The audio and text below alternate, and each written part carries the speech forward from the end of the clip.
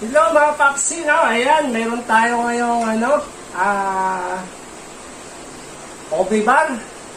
Ayan, luto na ito at malamig na. So, ito ay lalagyan natin ng topping, no? Para mas lalong sumarap ang ating OB bar. So, ganito lang maglagay ng topping mga Papsi, no?